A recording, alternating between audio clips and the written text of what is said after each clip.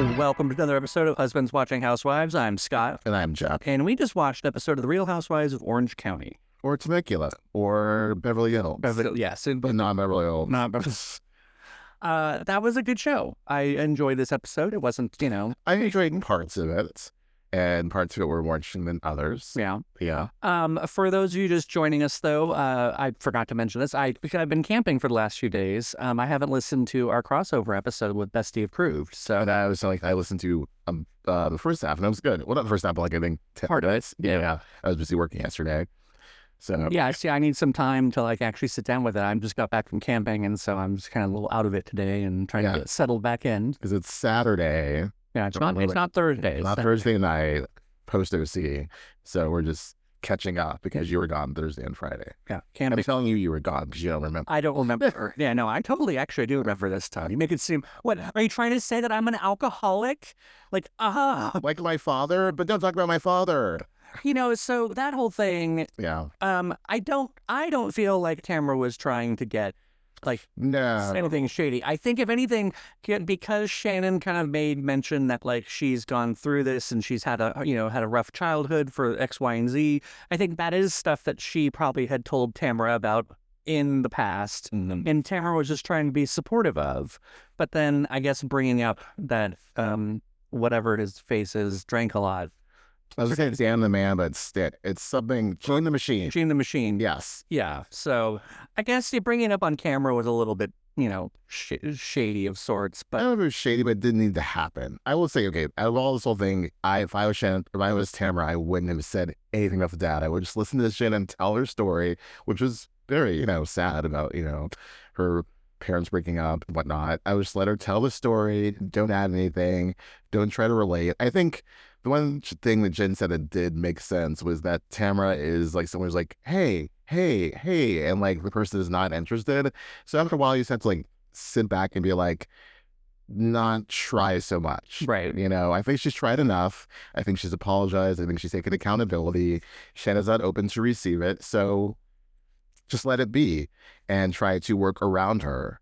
I liked Jen's analogy for sure that it's Tamara's a dude trying to pick up on him. Yeah. Who doesn't want to be picked up. Yeah, I get it. I know you want to be all exciting, but I just want to cook my little thing over here for breakfast. Leave me alone. Right. I'm trying to make my hash brown muffin. Right. I don't want to engage. And you're over here catcalling me of sorts. So okay, basically. So yeah, there's just the recap of the relationship is it's not going anywhere, and I think they should just stop. I was fine with it not. I feel like they both last season ended in a place of we're okay, but this isn't going to go any further. So I know Tamra's trying to resolve, but it's not resolving. So hopefully from here on, she'll just be let's keep it above surface. When Gina said, I think it was Gina said, I don't, or someone was relaying that Gina said, I don't tell you my deep, dark secrets to Tamra. Oh, yeah. Yeah, makes sense. I wouldn't tell anybody on a reality show my deepest, darkest secrets. But I think more so, let's keep this surface. Yeah. We're having fun. We can relate about certain things, but we don't need to go, into the trenches. Right. It just be we are girls on a reality show together. But I mean, even so, with many regular friendships, you have your friends that you would actually tell stuff to, and then you have some friends you're no, we're not like that. Exactly. We're fun time. We have a fun time, and that's it. Right. You're not capable of, in digesting any of my deep personal information. I don't. And I'm okay with that. Yeah, exactly. Yeah. It's interesting that Shannon wasn't more irked by Gina, because Gina kept not coming at her, but just being I'm concerned. I have concern. And after a while, I'll be what are you trying to say? Do you think I'm going to go off the deep end? Basically, they say that they're worried about her becoming an old, lonely dog. Yeah. Yeah, dog woman alcoholic. Yeah, just talking to her dog and she's nothing else, and she's going to self-harm. I don't know what they were trying to yeah, they were making it seem like there was something dangerous about Shannon's loneliness. Right. That it's the first sign of I don't think she's depressed. And even if she is, she hasn't shared that. So she's in therapy. Just be fine with it. Multiple times a week, right. Mind you. Multiple times a week. If she that clear. Multiple times. As if to say, the way it works is you go more than once. That's what Shannon was saying. That could have been a dick. Where is there with that? What were you saying? I go multiple times. I think it was interesting when Shannon said, my therapist didn't want me to come. Oh, yeah. Like, so why was she like, but it's my work thing. I have to come. Yeah. Or because she'd been like, I went up for my therapist. I can't go on this Temecula trip with Tamra. Well, then the alternative was to hang out with Gretchen and Emily and Heather then. And Right. I guess that would have been a fun time. Or just stay home with Archie. Call it a day. That's her happy place. Yeah, I mean, I don't think it's cool of all the women to be all like, oh, poor Shannon, she just stays at home with her dog, and it's like, but She's so lonely. She doesn't have a man. what if that's what she wants to do? Right. After having so many bad relationships in a row, I think you should, yes, ultimately it'd be great if she has a companion if she wants that. But if she's in a place where she's like, I just want to do my Sudoku and watch TV and hang out with my dog, then let her have that. Unless they're seeing something we're not seeing, and that she is actually sad. But if she's sitting at home going like, ooh, I did that Sudoku in 90 seconds, I'm good. She's rating all her Sudoku. I've never done a Sudoku. I don't know how. You would love Sudoku. Yeah. You would love it. It seems like a lot of math. It's no math involved. It's just the numbers. It's all just with the numbers. Nothing adds up to anything. You can only use 1 or 0 through 9 in each row or each column, and then you figure out. And anyway, we'll do some Sudoku. Okay. It's a fun time. I had a Sudoku day puzzle on my desk at work, and they were varying degrees of difficulty, but I used to do one every morning before I started work because it would kind of turn my brain on.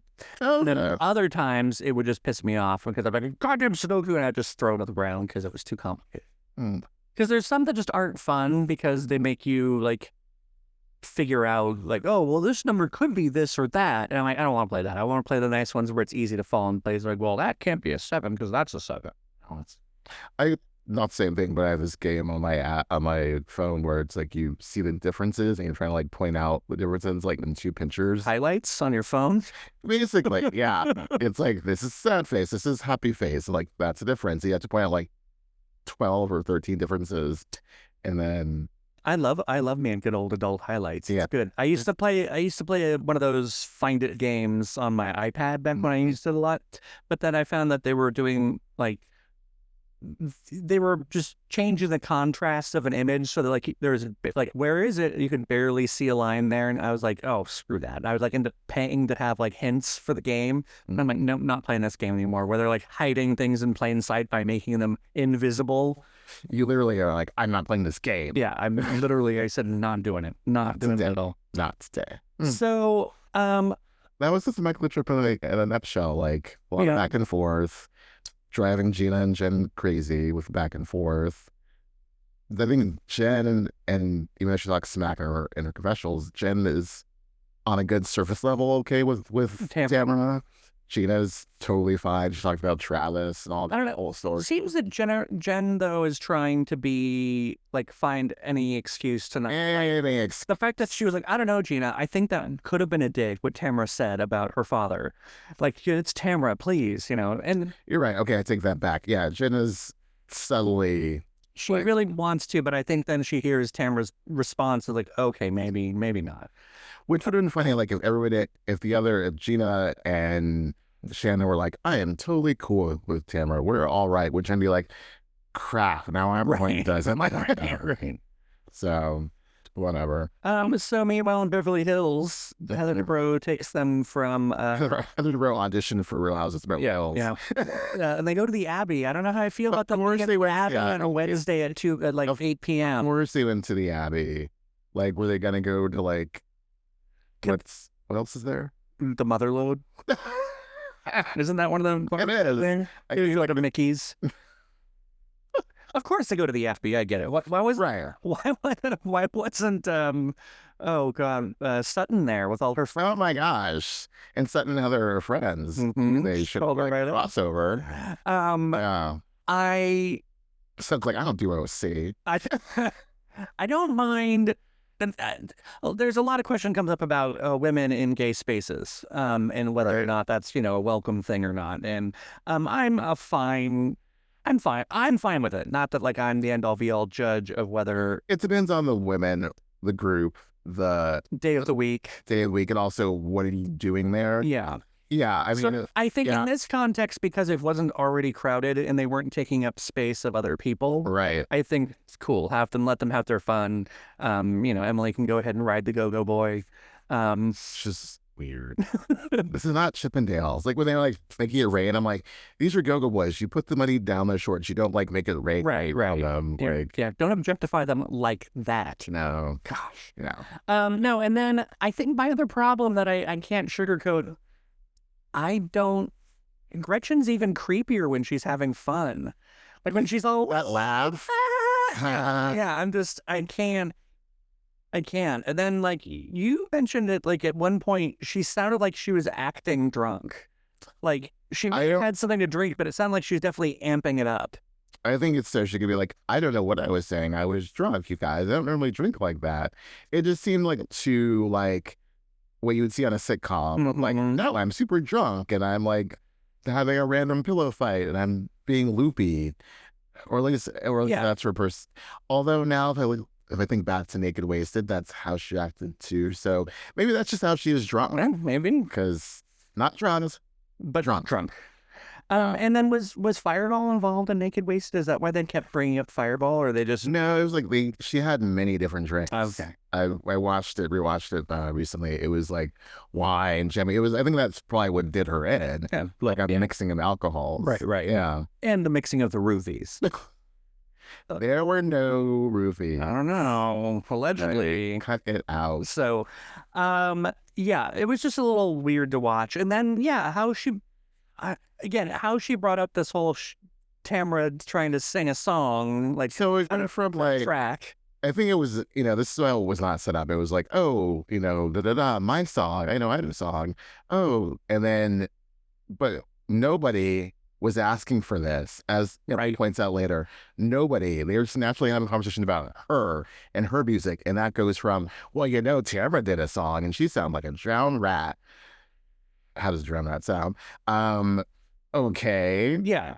Where did that come from? Oh, and by the way, when she was in the studio, she was screwing beeps out the name, but someone Emily knows of because she's Gen X. Yeah. Emily's your age. I mean, technically, you're Gen X too. I am. Yeah. But we're the very tail end of Gen X. Like I'm more tail end. I like considering myself Gen Y, but it's not actually a Gen. Because I'm between Gen. I'm not millennial, but I'm all Definitely millennial. Definitely not millennial, but I'm definitely not Gen X. My brother qualifies as Gen X, and he was born in like 1965 or something. So 60s. I remember like Portia once said, she's like, I think 1981, that she's an old millennial. And I was like, is that millennial? But I don't know. I guess so, yeah. I don't know the years. Anyway. In any event, I'm curious about who this person is. I like how much that it's someone that at least if we'd heard their name, we would know who they are. There's a chance that we know who they are. But it's also someone obscure enough that, like, Emily would say, well, I'm of a certain age, so I know that person. Whereas you might say it to someone younger, and they'd be like, who's that? Right. So it makes me think, like, did she, like... And it was, like, big enough they had, like, both bleep and, like... Not show their mouth, yeah. Gretchen's mouth. So what she would do with her filters. Does it look like it was... I was trying to figure out whether it was one name or two names. It sounded like from a group. Like maybe she said the name, but I think when Emily retold it and they bleeped her, she was like so-and-so. So I'm like, are we talking about Backstreet Boys? Are we talking about NSYNC, 98 Degrees? We can go on and on. No, I don't think I think that's not particularly Gen X sort of. Well, okay. You're right. And you know what? Okay, let's do a little sleuthing. Jessica Fletcher on this. Yeah. It would have been in the early 2000s because like Tamra was on the show at the time. Mm-hmm. So it would have been probably, if someone's Gen X, then it's probably an 80s person. Right. Like in the Bon Jovi realm, perhaps. Right. I wish we could actually hear the song so we know like the kind of genre. Yeah, exactly. It's probably poppy, so maybe not like a rocker, more like a Tears for Fears. Is that too long? Oh, that's not. That's too poppy though. Yeah, and too alt poppy. I in my head, I don't know why I feel like it's some sort of classic rock sort of guy, like Michael Bolton. That's not classic rock, sweetheart. That is mom. Okay, that is mom pop. My mom listened to Michael Bolton, and, We listen to Michael. and I did like me some Michael Bolton. was like, how much just live without you? Yeah. But yeah, I'm curious to know who it would be, and I know that it's complete BS for Gretchen. Oh, it is. Like, well, that was Slade's doing, and also Slade got his own confessional. Why? It's like John Jansen getting his own confessional last year. We don't need that. Yeah, I won't need that. Like, and for him to pop up his doofy ass face, like, I don't hate Tamra, or I don't remember what he said. Basically, like, I'm just. It was like, I'm not gonna talk about Tamra for the sake of talking about her, but You love talking about her. Yeah. Like, you and that's Alexis. You and Gretchen would not be on this show if Tamra was not. So I do wonder how much of a setup it was the next day for Emily and Heather to be asking, so are you guys going to get married? How do you hold your finances? That was some good grilling. It was, and I don't know. And the flashback, basically, she can't say it's not true because she said it in this flashback that she does not want to incur Slade's financial debt, which at the time, and still at this time, is about him, paying child support. And she's very, very, like, careful about what she's saying about yes, as opposed to 2012. Right. It's more like, I want to be my own, like, I'm thinking, she's thinking from like a feminist point of view, like, I don't want a man to ever have control of me. I'm going to have my own finances, my own house, da da da. But what is he contributing, and why are you not co-mingled? Again, like in that common sense, or that common sense of the word of what business of theirs is it? It's not. Right. And they're not trying to make it their business. They're just wanting to know curiously how it works. I love how Heather says it's not my business, but it doesn't make sense to me. Right. Especially when you add on the layer of Jesus and how religious she is now. And so you would think you'd want to, have your household together, like mommy and daddy are married, whatever. That whole bullshit of like, we were married by an ordained minister in our own little ceremony. You're not married. We're married. We got an official. Yeah, when she said that, like, marriage is only paper, I just wanted to be like, oh, so then you probably have no problem with gay marriage, getting married done, so that doesn't matter to you? Or that your group you're associated with trying to take that right from us. Yeah. So I'd be curious to hear how that goes. But no, I mean, it did make me wonder, because we've also been really curious, like, what happened between Emily and Tamra. Like, last season, they seemed pretty tight with each other. And then now, all of a sudden, she's buddy. Emily's, like, up with Gretchen. But then this episode, a little bit, if she was, like, also just trying to kind of get back at her a little bit for Tamra, I couldn't tell. I think it was more interesting because, like, she's pointing out, like, this whole, or really riding hard this narrative of Heather being afraid. Oh, yeah. And, Tamra can't really have friends. It's all about strategy and playing chess, which, that's not, I mean, it's true. Because even Tamra said this episode, I don't like people. Right. Tamra said on 2T's, like, I put walls up, or even on the show, I put walls up. I'm very defensive. That's just who I am growing up. And, she's putting up walls. So, yeah, maybe it's probably hard for her to have a lot of good, close friends. Right. And you're not really helping the point, Emily, like pointing out these things. But I like that at least now there's a little bit more of the other side of, like, Emily is trying to, like, bring out, like, well, it's good. Yes. I like seeing it. It's good that she's not, like, completely on one side. Right. And I think, yes, to, like, say to Gretchen, like, really, no, aside from the grilling, the whole, like, you started this. Right. You just, like, we were sitting here minding our business, and you and Slade just, like, started, like, word vomiting all these things about Tamra having an affair with, like, this random pop star, rock star, whoever, and it was recorded, and, like, oh, there's audio, but we don't have the audio, but, like, we've heard the audio, and, just Gretchen be like, oh, I'm in trouble. Yeah, you are in trouble because you are starting shit. Tamra was willing to go forward with you, and you are going backwards. And then she's like, I hope you guys don't bring this up, but I know you're going to. Well, yeah, of course. That's on camera. Yeah. Chick, like, what do you think? I wish I had a better knowledge of 80s rock musicians, because then every time we mention this Tamra thing, I can be like, oh yeah, then Tamra and Sting. They were Sting. In excess. Tamra and Steve Perry. Could be. Although It could be. it wouldn't be. He That's was, he was, kind of he was possible. long not involved with Journey by the time Yeah, but it's not. she But that's. rolled around. But like, it doesn't have to be like him. Like he could have been producing the track. True. Yeah. I don't. God help us if Steve Perry had to produce Tamra and Shannon's music track. Thing is, like, I want to know more of this backstory. I want Tamra to explain, like, why was she trying to record a song just because she was on Housewives? Like, Yeah, probably. it doesn't make any sense. Going back a second to the Heather of it all, that conversation, which I wish Tamra had like paused and actually, when they showed the flashback of Heather saying, "You remind me of my father," Oh yeah. and Tamra just dismissed it. Like, again, Tamra needs to shut up sometimes and like listen more to people, because Heather would have told her, "You remind me of my father because of X, Y, and Z." And instead, she had the conversation with Emily and Gretchen where it would have been more meaningful Right. with Tamra. Right. So, yeah. But I mean, that's kind of Heather's point, though, and everyone's point is that we can't have certain conversations with Tamra. Yeah, it's weird. It's like, because it's, well, like, I put walls up because I'm afraid of being hurt, but then you're hurt, then it gets you ammunition for putting the walls up. Right. But if you never put the walls down, then you can't ever be true friends, and it's easy for you to flip onto something. Never-ending cycle. Exactly. She's chasing her tail sometimes. So, Yeah. yeah.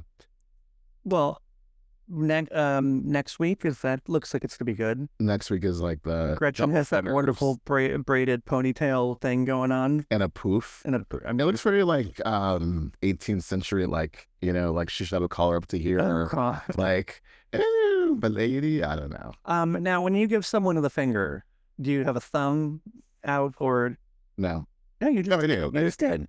Oh. Because yeah, That's what I would do, like, before I control. I would always do the thumb out. See that? Oh, yeah, yeah. Like this. Yeah. But I have a friend. He would always just do, and he could collapse his index fingers. So when he gave the finger, like it was just his middle finger sticking up. But he would purposely keep his thumb in because he said it just looked douchier that way. Wow. But yeah, just being like, I remember someone like making fun of me once because I had to hold the fingers down. Yeah. And I still can't really do it with my left hand like that well. I have 4 older brothers. I learned how to do it with both hands. Mm-hmm. Just, hey guys, flip the bird. Could also hit you in the nose, the spine of a TV guide. I'm well trained with that. TV guys are so thin nowadays, and like they're not. I know, like they have no binding to speak. Yeah, exactly. Like you hit me with It's the a staple. pamphlet, basically. Yeah. Oh, you got me with the staple right in the nose. Owie. Yeah. No, those old TV guides, especially if it was like the fall preview. You get Oh, I used to you love. get someone cracked right between the eyes, just one of those, and it was such a satisfying impact noise too. Just it would spin and just whack right between their eyes. Oh, so good. And I'm the youngest. I'm the youngest brother, and I had that skill. Don't be thinking that I was picking on my younger brothers. They're my older brothers. Yeah. Picking on them. You're just fighting for survival. Yes, exactly. It's Kitty, you don't need to drink. Don't go to the bar, Don't- Kitty. Oh, why are you on the bar? Yeah. I need to feed her. Yeah. Well, this is a good episode. Yeah. We talk about everybody. Yeah. Oh, poor Katie. Oh yeah. Not We this just talked about episode. her. Gina had a decent confessional. That was a great color on her. Yeah. And her hair was blown out very nicely. Yeah. It was one of her best looks. She definitely redeemed herself from like last year's I think so. uneven situation. And as much as we keep thinking we're going to see one of Emily's nipples, we haven't yet. So that's another That's what I worried about that dress. I'm like, am I seeing areola? Yeah. Is there going to be like a little top of a nip slip? Yes. And It's like top of the morning, but your nipple. all right. Till next time. Until next time.